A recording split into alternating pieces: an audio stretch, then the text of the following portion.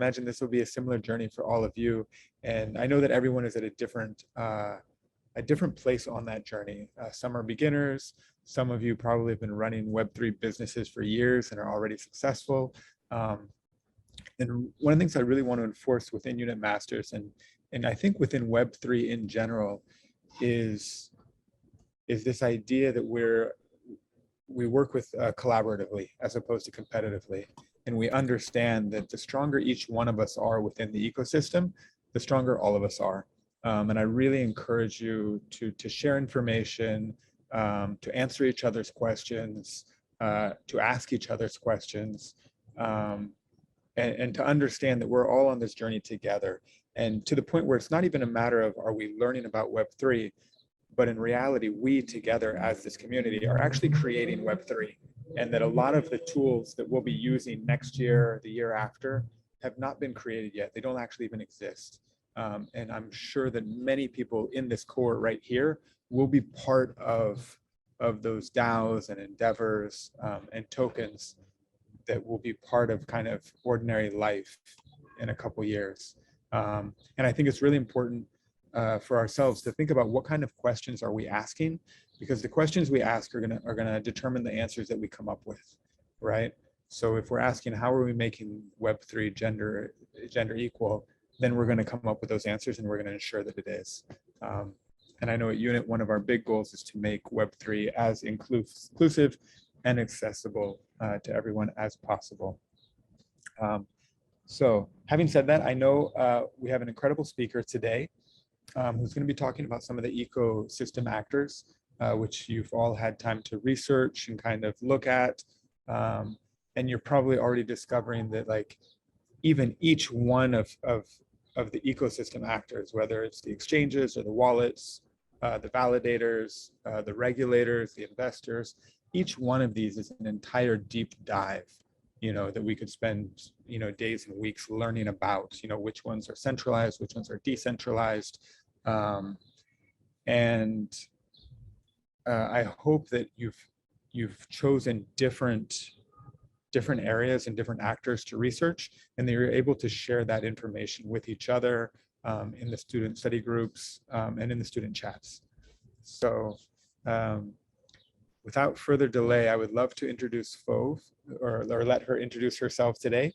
She's also an expert in the field, a close friend, and she's been with Unit Masters for quite a while.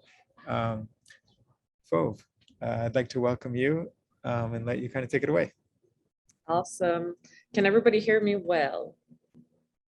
Fantastic. Well, thanks, Zach, for the great introduction, and happy to see everybody here. I love to see that the beauty of crypto is that it brings people from all around the world and unites them, which in adventure, pun intended, absolutely.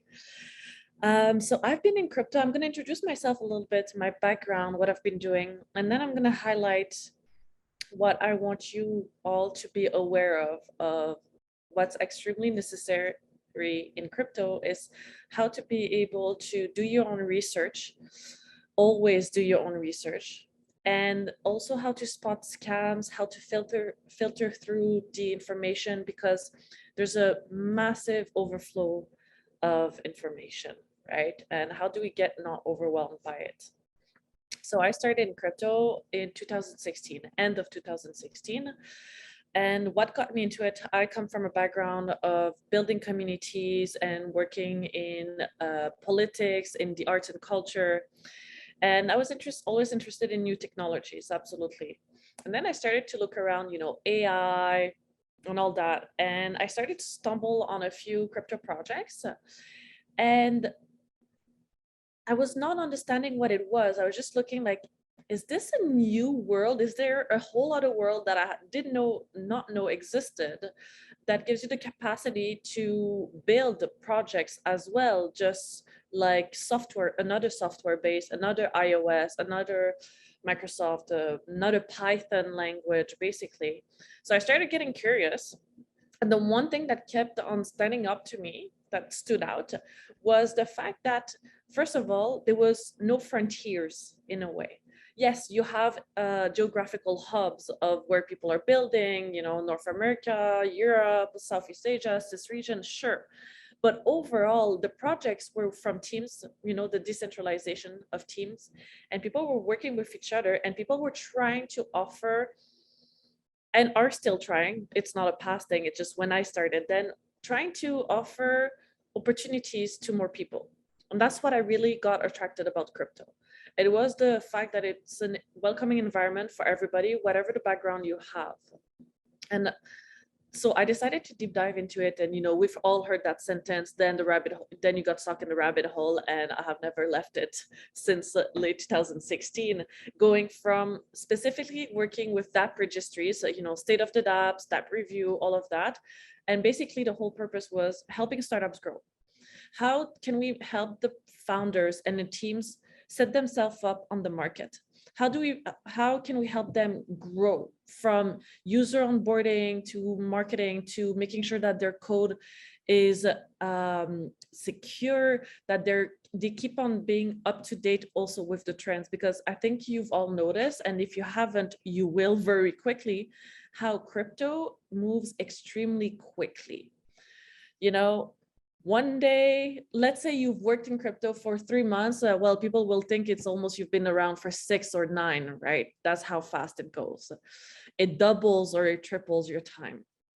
And so it's tough of an environment, but it's also ever adaptable. So that's why it's fun, because you can change what your course, but the thing is you have to be adaptable. And that's what we've been really doing with the teams, is educating them on building really strong roadmap with very specific niche key offerings. But also the big thing about crypto, because as much as there's a lot of users, there's a lot of money in it, the capital is not as relevant as the amount of people working in crypto. Even if we think everybody is in crypto at the moment, no, it's still growing. We're still building new paths. And even today, even 6 years later, there's still new paths being built. There's still new trends, which is where I come in with the idea of how do we look at trends in crypto? We look at trends in crypto by, why is there a new FOMO in crypto? Every year there's this new one trend. You know, in 2017, what was it? It was collectibles. You know, remember crypto kitties, the big boom? Somebody bought an NFT of a crypto kitty for 25,000, and that just went bonkers. The whole world went completely crazy. And then everybody was doing, let's just also do another NFT marketplace. Let's also do another collectible project. And copycats, but it's good. Like, I don't think it's bad to actually copycat each other. Why? Because you actually get to learn at the same time. It's like drawing, you know, how do you practice drawing? Well, a good way to practice drawing is to draw something that's already been drawn, to redo an image, because you get the hand, you get comfortable with it. But doesn't mean that you're going to beat it. But you could find a niche way of altering your product with what's already being built with the trends, because that's a good way also for user adoption, and then see user behavior. All of you here are all users, but all of you here also have the capacity of being builders at the same time, right? Because why is that? Because there's a need to understand what we want to see in crypto and in blockchain. Where the trends come from is exactly that need. And why do the trends change every year?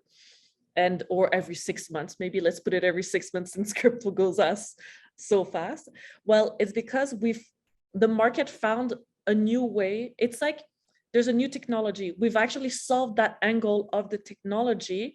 And now we see that that works. That has a good user sentiment. People are interested, they want to adopt it. Then that's why you have another FOMO. Then that's why DeFi is working. Okay, we've worked around DeFi being decentralized finance. Okay, we've worked around the market. Okay, there's interest in giving more power to your savings account. And but DeFi has been around for a few years, but it's boomed recently. Why? Because people are more comfortable coming into crypto. And two, because of the regulations or lack of regulations, depending where you are at as well. And because it's a gray area. And that's how trends happen very much in crypto is, okay, we've actually put these two puzzle pieces together. Okay, this works. This gets people excited. And that's how it goes on and so forth. But what's the downfall of those trends? most of the time is that when there's a new trend, there's a lot of money that moves in crypto because it is nonetheless a money game, because that's power of capital, it's power of shares, it's power of interest, right? It's similar to the stock market. You could look at it. Popular projects have big stocks. And when you have a trend in crypto, because of the, let's say, lack of regulations, which I do not think it's a bad thing that there is a lack of regulations for certain aspects of crypto, because it permits us to keep on moving forward and polishing the technology, polishing the different chains at the same time. Because there are multiple blockchains, they each offer something very unique to each one of them. And therefore, it shouldn't be looked as competitively. It should be looked as how can they work together to be able to offer more broad market adoption. I know we all hear adoption all the time in crypto. Maybe we want to hear another word, but it is about that. It is nonetheless, adoption is growth. But when you have these trends, like at the moment, I would say now in 2022, it's very much around DeFi protocols. It's very much around bridges. But we hear about hacks. How are your funds safe, right? And that's what happens with trends. There's a lot of movement. There's a lot of excitement.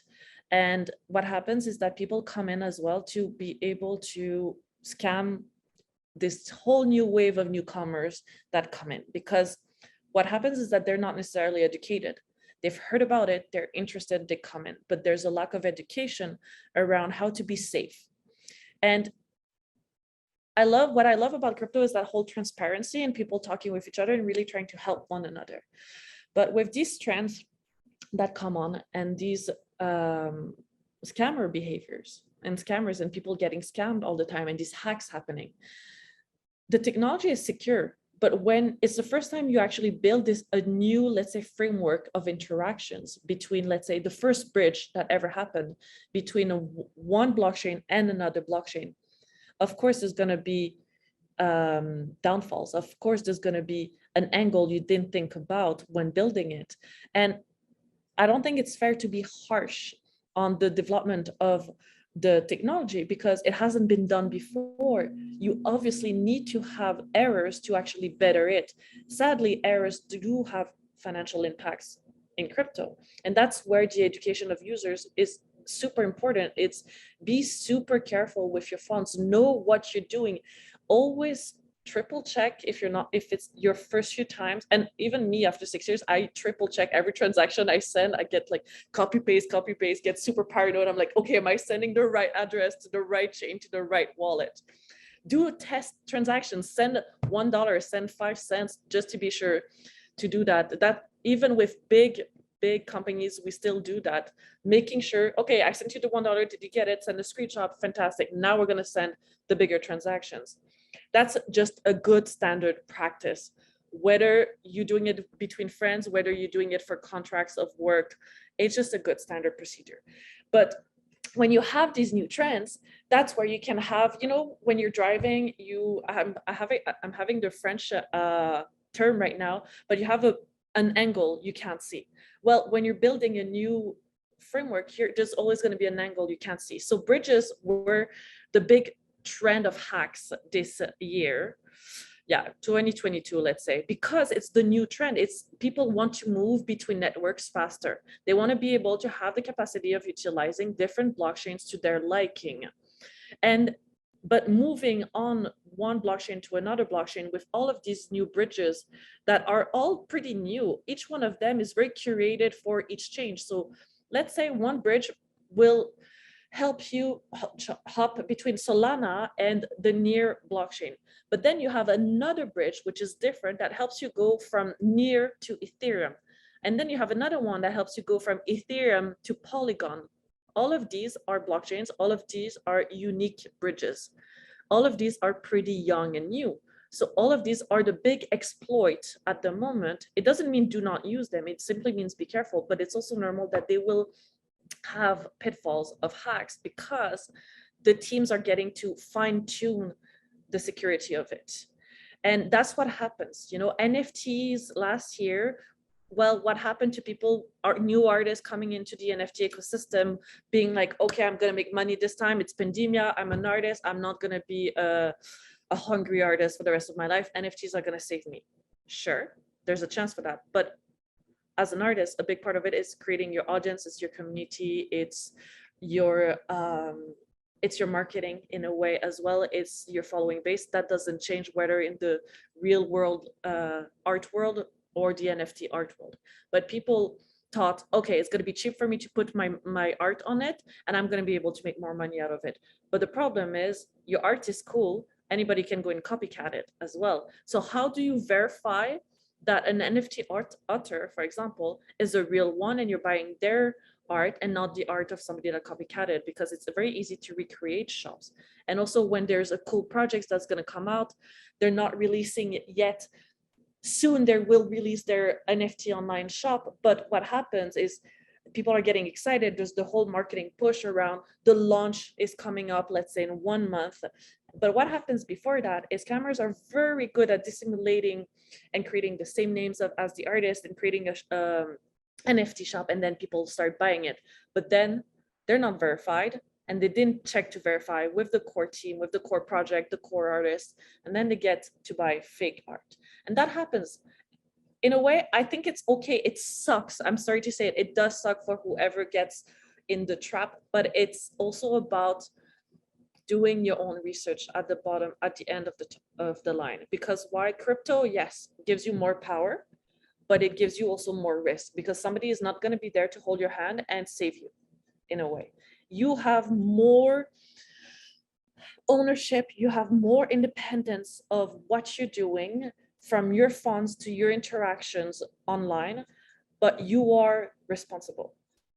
There's not going to be somebody else to blame. Yes, you can go blame the scammer that trapped you, but how did you not look at it? So paying attention to these things, taking a bit more time to be comfortable with it, going from following from the core teams to the projects, then just finding, Googling and being like, okay, I found them, I like them. Sure, if you like them, you follow them. But also, how do you do your verification?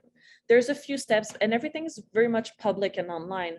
So it's about discerning, having good discernment of, is your information correct online? Because it's easy to make fake communities. Everything's transparent, everything's online, everything's open. Now talk to people. It really pushes people to talk with each other also more, which I think is the beauty of it. It's difficult because you think, okay, I'm going to spend a lot of time on it, but it's also a lot of fun and you actually get to learn a lot. Why I'm still in crypto, I have a very short attention span and I like to do a lot of things, and yet it's been 6 years I'm in crypto. So clearly I feel like I'm learning all the time and I'm being challenged all the time, and I do have a sense of growth in the field in what I'm doing. So that's a big intro that I did, and I hope it was clear as first and why I wanted to talk about this. But there's one thing I want to add and stress here around scams is, so I'm at Consensus in Austin, Texas for the week. And what happens with these big week-long conferences, well, there's a lot of big Telegram groups, there's a lot of Discord groups of people gather to talk about the conference, to network with each other, to meet new people, like-minded spirits, be able to do business, be able to go and pitch to investors, find a protocol to partner with, all of that. And they create, for example, I'm really breaking it down it may seem very simple, but people get trapped all the time by this. There's a Consensus 2022 group, right? Anybody can get invited into it. It's a public group. Anybody can jump into it. It's specific for the conference for the week, right? And then people get to network, they find each other's contact, they share the different events, the important talks, the meetups, password to the events to be able to attend that after party, because we know the after parties are where people network the best. And what happens is that's where the scammers are. And then they take somebody's profile and then they contact you privately on Telegram and they start talking to you. And you're like, oh, okay, well, we're from the same group, you think. But there's a few little things you can do to verify if they're who they are. Funny for me is that every time a scammer comes and speaks to me, they pretend to be a friend of mine or colleague of mine. And I'm just like, well, I know that's not you. but that's just because like I basically live in Telegram. So, like, and then with many projects, but if you're not working in it necessarily, it's very easy for you to get trapped. And they're getting more and more ingenious. So one way with Telegram that you can check if the person is who they are is the handles, right? They will be handles. Some of them won't have a username that you can see. And that's one thing, because somebody that you can see, you can add as a contact, or you can see their username. The scammers that will create, they will come and they will disappear. So you can never see their username, or their username will often have an iteration from somebody else's name. So you also go search the name of the person. If you're unsure somebody is a scammer, you can go in the search bar and you'll see them pop up 1 time or 3 times. If you see them popping up 3 times, you may be wondering, okay, we might have duplicate profiles. Another way to look at it is, do you share any groups with each other? If you're new in crypto, that may be a harder one to be able to see if you share a group with one another, because maybe you haven't been around Telegram groups of crypto communities for some time. But that's typically a good way to see if they have no groups at all in common with you. If you've been ever so slightly in crypto, it may be just 1 or 2 groups. That's another telltale sign. Obviously, one very typical is like, hey, can you help me out? I was trying to do this transaction. I lost $5. For example, can you send me that $5 and I'll reimburse you? Why would you? Right? Like, sure, you feel like, oh, I can send them $5. I'll help them out, because like we just think it's easy. We want to believe the best in people. Nuh-uh, don't. Like, just don't do it unless you're sure about the person and it's your buddy, or it's a colleague. This happens all the time. Or if you're another one that I saw recently that is pretty ingenious is they will create a small group chat. So let's say Zach and I, but it's a fake Zach and I, are put in the same chat. And there's a third person in there and it's like, hey, so Zach told me, because they know for some reason that we work together, or they take the chance that we work together, and they're like, Zach told me, we have to do this comm on Twitter. We need to promote that tweet. Can you please send him the payment as a unit payment or a near payment, just so we can run the ad? We're a little bit rushed with time. That's typical. We're always rushed in time in crypto. Everybody's always playing catch up. We're always running. Okay. So the rush with time is really typical and normal. And I'm like, okay, that's a group chat. Okay. So I guess I missed the communication somewhere that we had to do this together. That's a good one. And they've trapped a lot of people with that. And they'll do that they'll pick a few people who have communicated with each other in the big group chat, and they'll create a separate tiny group chat with you and the people you've actually spoken with, but all of these are fake profiles. That happens a lot and often, and it's much more ingenious because you in your mind initially is like, oh yeah, I've been chatting with that guy from the group or that girl from the group. And then there's a third one, you're like, oh yeah, we've been communicating, probably somebody else, and then there's a reason for that. So it is similar to, I just saw a comment, it is similar to the emails offering money. It is, but the emails offering money, like we've seen them around, and the way that it speaks, it's ridiculous amounts. So I think you're all smart enough to know that nobody is waiting to send you $5 million like that just because of the goodness of their heart, right? But in crypto, it's like little amounts, right? And everything is in crypto. So we all send each other our crypto addresses for transfers, for payments, for working with each other, all of that. Hey, like, please buy my ticket, I'll send you the crypto, right? That happens all the time. So just really, like, not to make you paranoid, but like be really careful. It's just something that mostly when you're not around, like I've been doing this for 6 years, I see them every single day. And this week, we really had a good case of like, wait, is that our friend whose account's been hacked? Is that our friend actually talking to me? Or is that a fake profile? We had to take a step back and go have a little deeper look. We've been around for 6 years.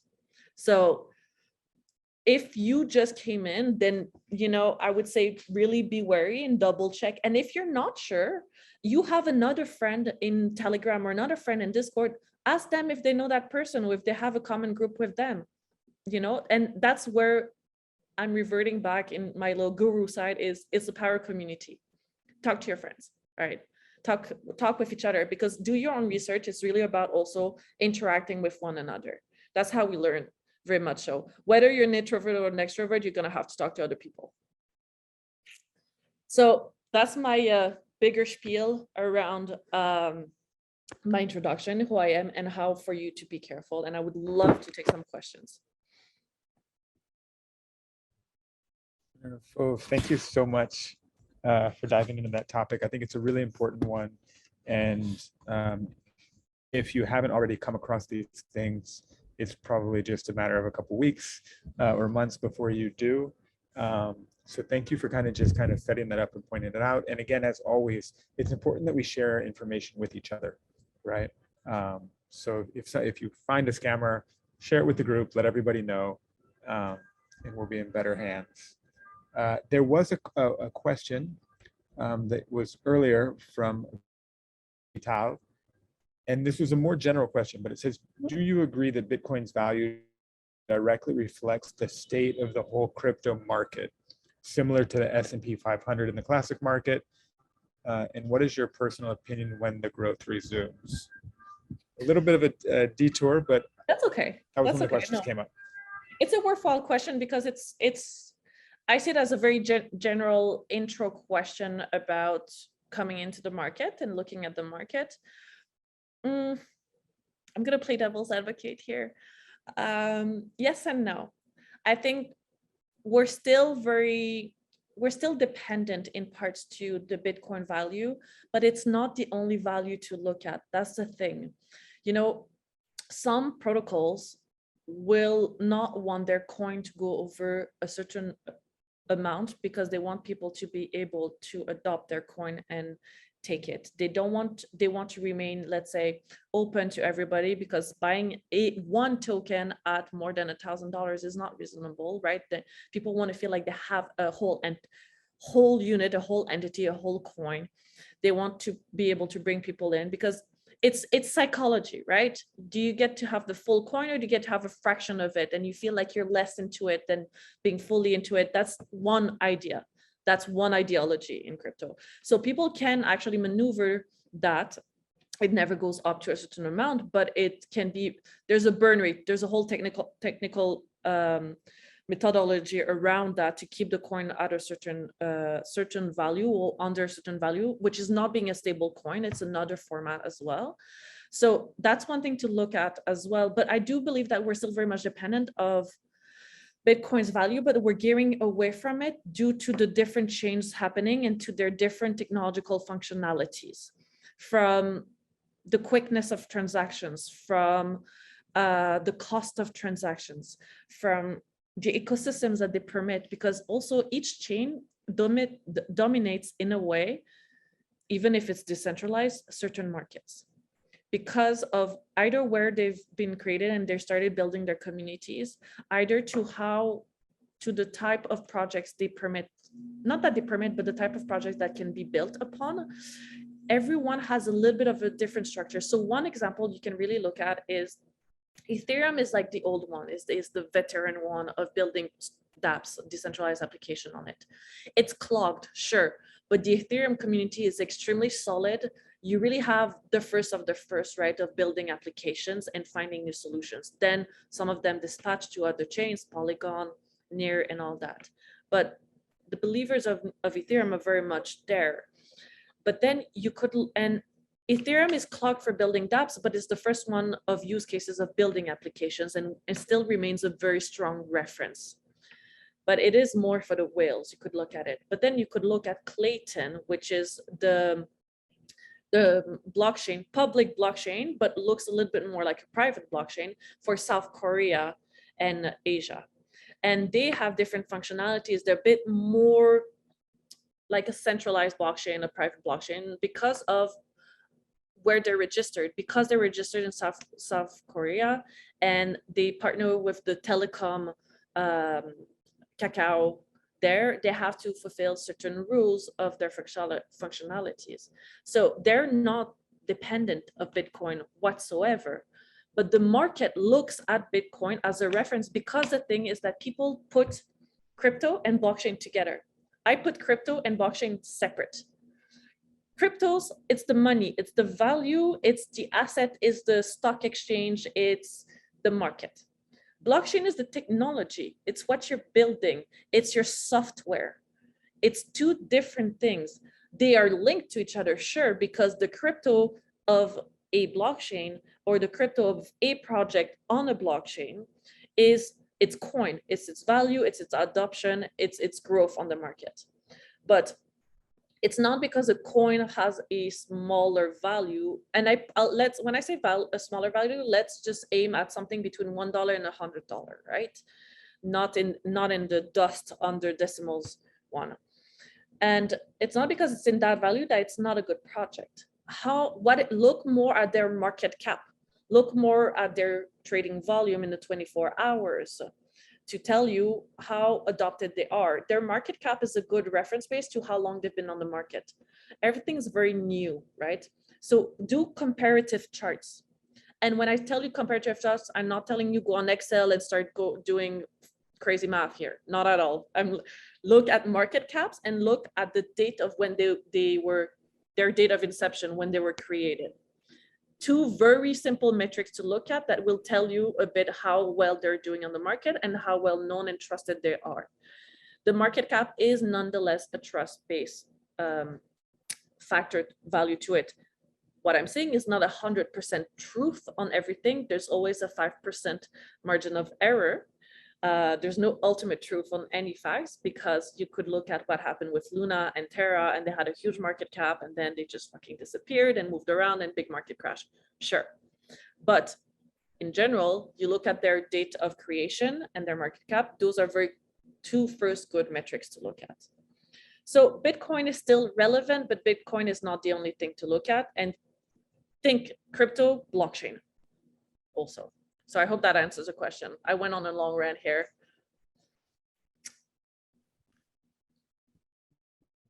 Yes, so much.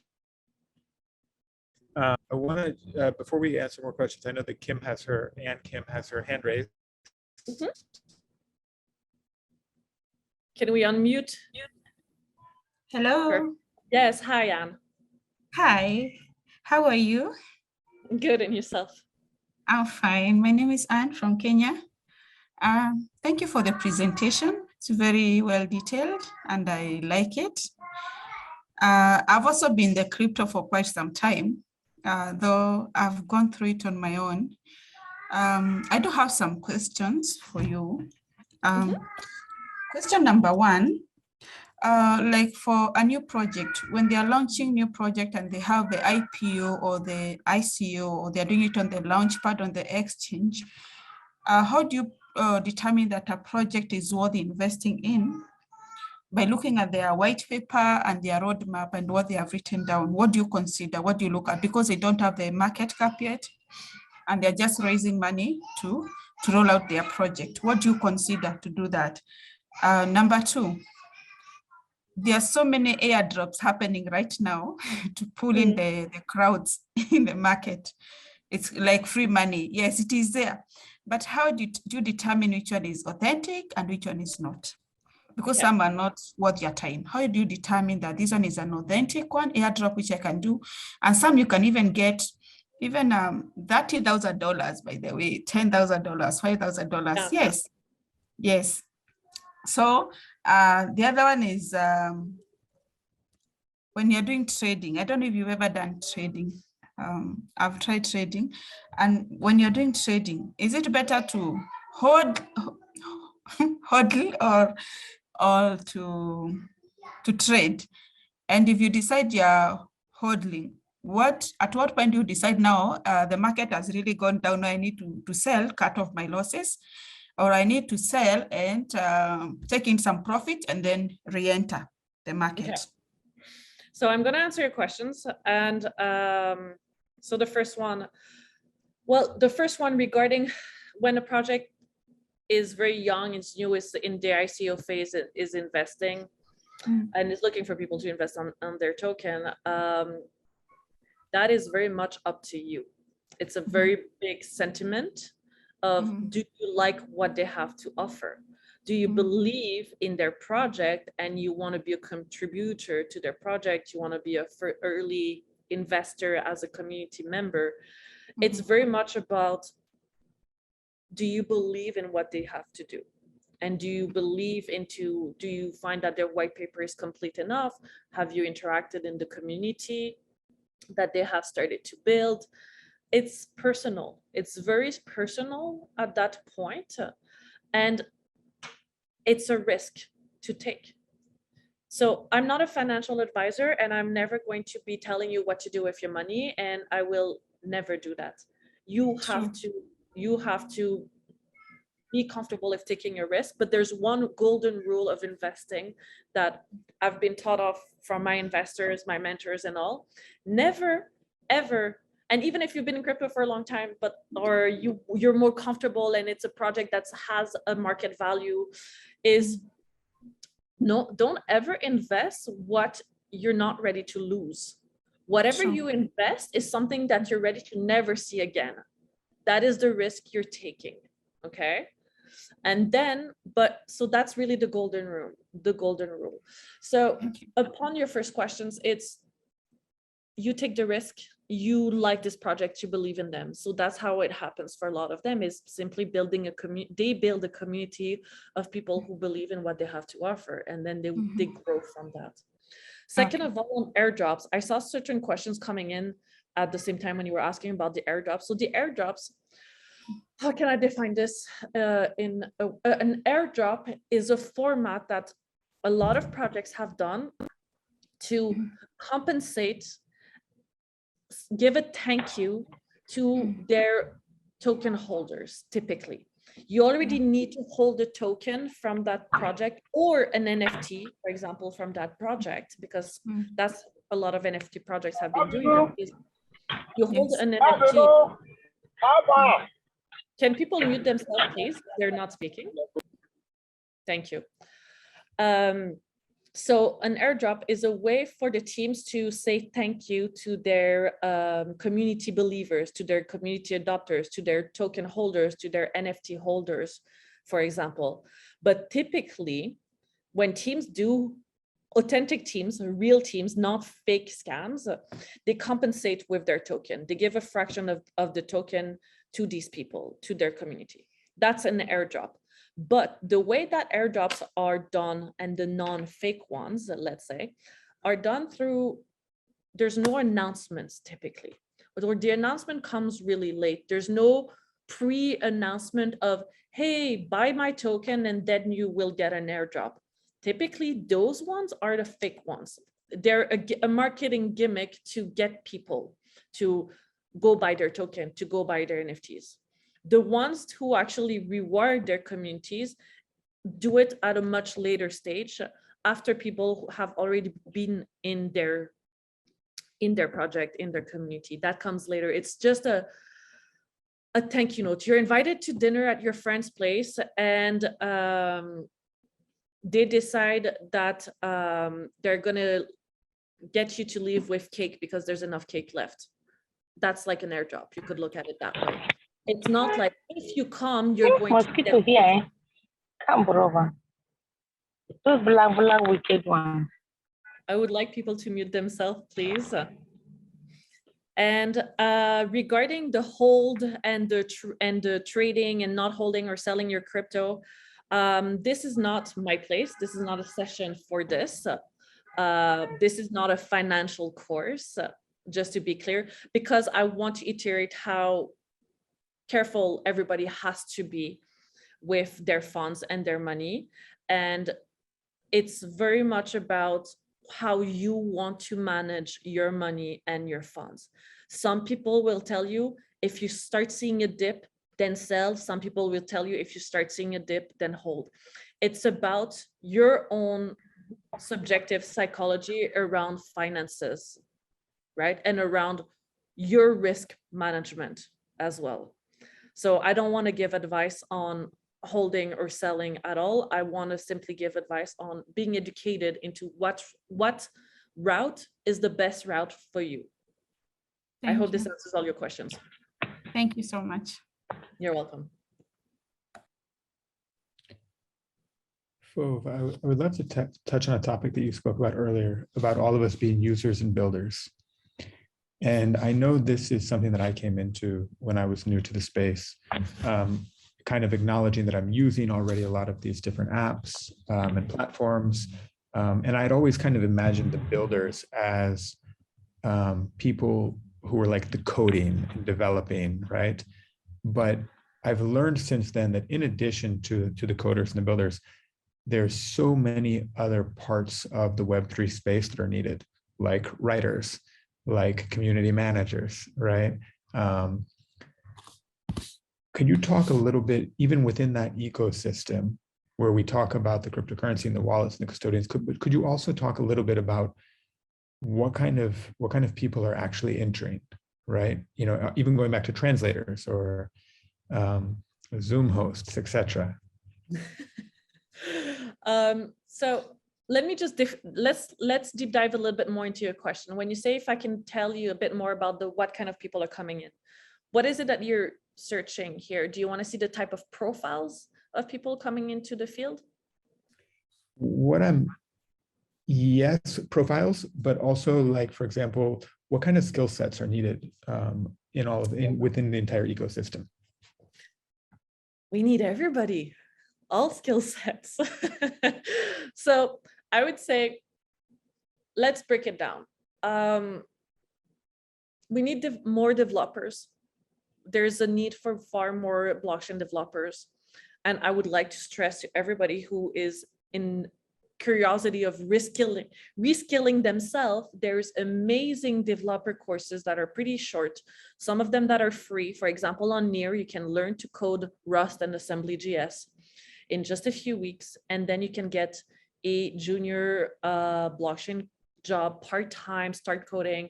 In Germany, for example, if you don't have a job or you lost your job due to the economy, you can do a free coding bootcamp, and that lasts about 3 months full-time. And after that, you right away get a job that is considerably well paid for only having studied 3 months. There's a need for blockchain devs because the ecosystem is growing, right? The adoption is there, is real, and it's not going to leave, as many people say, like, oh, it's just a bubble, it's going to pop. That bubble is not popping and hasn't popped in 6 years, in 7 years, in 10 years at this point. It's not going anywhere. It's going to change, it's going to reformat itself. Who offers a free bootcamp? There's a few. I can create a list for all of you and share it afterwards. I want to share resources with all of you in terms of what everybody is interested in learning at the same time, whether it is, being a community manager, being a marketing person, being a product dev. But the devs, when there's a bear market like we are in right now, it's not really a bear market, I have to say, but it is a redder market at the moment. Developers put their price much higher because they know that they're in need. The bear markets are what we call the developer season, the developing season. That's when things get deployed. So there's a need for that, but there's also a need for more marketing, more social people. There's a lot of designers, and that's really cool. I mean, but there's very much a need for people to come and help with the language. And that's why I came into crypto initially. I'm not a developer at all. I've learned to speak with developers and understand their language and be the bridge from their projects to them building to their users. I played the dumb user. I was like, I'm going to play your user. I'm a soft skill person. I can understand what they need. And so I created that bridge of interaction, and we need more people who can do that bridge of interaction between developers who are building projects and users. That is very much a strong need that there is. So anything around language, translating, because the proof of marketing that works really well is if your product is shown in multiple languages, you will adopt and grow faster and better, because you can tap in more communities and you can tap into understanding what are different needs, because you and I have very much different needs and different interests depending on where we live, because of our environment, simply because of what our country has to offer, because of what we've studied, because of who our friends are, because of the regulations where we live. Do I live on an island and I don't have that much Wi-Fi? I don't know what it is, right? Stuff like that. And so being able to cater to more different profiles is very much important and needed at the same time. I think there's a need for also women to be less shy in crypto, because women and men, kids and adults, anybody is extremely talented and can offer a very strong perspective, because you need to build a community. So you need to have more people to relate to. If I can't relate to you, I'm not going to buy into your product. I need something. We're humans. We're creatures of habits. We're creatures of emotions. Creating dopamine effect is how you onboard people. And dopamine effect is created also through relatability. Do I connect with you? Either I connect with you, and that's why I believe in your project and I dive into your project, or I need your project so I don't look at the connectivity, the relatability, right? Those are two very main factors. So we need profiles, diverse profiles all around to be able to create that relatability bridge, I would say. Thank you so much. And I know we're coming up on time, but I want to take one last question from Eric. Wait, let's unmute. Can you unmute yourself, Eric? Okay, all right. Fantastic, thank you. Okay, thank you so much for your lecture. I tried to pick some points from what you are sharing. And one of the very first fear I have is the issue of scammers. Like myself, I have lost so much money online, with my enthusiasm trying to create an online business, for instance, in forex trading. If I knew what I know now, I would have diverted my money just to be buying crypto and perhaps storing them in a wallet. By now, they must have appreciated. But unfortunately, I deposited them with brokers, and such money, both the profit and everything just went. And besides, in my country, just recently, a guideline was published for any company that wants to either operate as an online platform to offer these digital assets. One of the questions I want to ask is, for you to offer digital assets, aiming at perhaps a business line that you are interested in. For instance, like myself, I'm interested in the real estate, and what I'm focusing on, by the grace of God, there are so many real estate buildings, let me put it that way, or assets, let me put it that way, that are moribund. Some have been, like hotels, have been seized by the government, and the government has established an institution managing them, and they are not useful. So one of the things that we are looking at is, okay, when we come up with a platform and a community of investors, we can buy these things over and turn them around and reduce them considerably so that a profit can be made. My question is this: do I, as a business owner or a company owner who has registered a company in my country, need to build a blockchain technology? I'm following you, building the blockchain and then having the cryptocurrency. Do I need to build a separate blockchain platform for the cryptocurrency that I want to do? Or do we need to co-locate with an existing blockchain platform before we can say, okay, let's begin to create our token? Please don't mind, just, I guess you are getting my questions. This is the basic question I really want to find out, because one of the requirements in our country's guideline is you have to have some forms of agreements, documents that are tenable, and that are verifiable, that you are either a partnership with a renowned company, either foreign or local, that you are operating this or offering this digital assets on their platform, and the agency can verify them before you can be licensed to either advertise them, to sell them to prospective investors in our country. So these are, because of our class, I understand your question, Eric. Yes, Thank you. I have to visit the agency and download most of these documents and study them so that I can ask the right question. This is one of my primary questions. Thank you very much. Thanks, Eric. So it's a good question. One thing is that it's going to vary depending where you are, right? So you have to look at the regulations of running a blockchain project in the city, in the country, in the province where you are, because each one have very different requirements to be able to do that. So do you need KYC? Do you not need KYC? Centralized exchange, decentralized exchange. You have to look at these things. If you want to do it, let's say really, well, not let's say completely properly, because it matters to valuable goods, to tangible goods that are in connection to tangible wealth. So real estate is tangible wealth. But I would not advise somebody to create their own blockchain unless they're really, really sure of what they're doing and they have a very much solid team to do it. And because it takes a lot of time, a lot of effort, and there's already a lot of existing blockchains that you can simply build on top, which is where it comes in with layer 1 and layer 2. Or like Polkadot, you create parachains. So you connect to the main infrastructure, but then you can alter the infrastructure and create your own that is based on it, but a divergence of it. So I would not necessarily advise creating your own blockchain unless you're very much ready and you have the team for it and you have the security team for it as well, right? Build on top of it, because there's so many tools already to being able to build on top of a blockchain, and so many tools to be able to create more audits, security audits, connect with the bridges. And once you build on top of it, you can create your own token. Creating your own token on an already existing blockchain, it works. The only thing that you have to really work on is creating your token economy.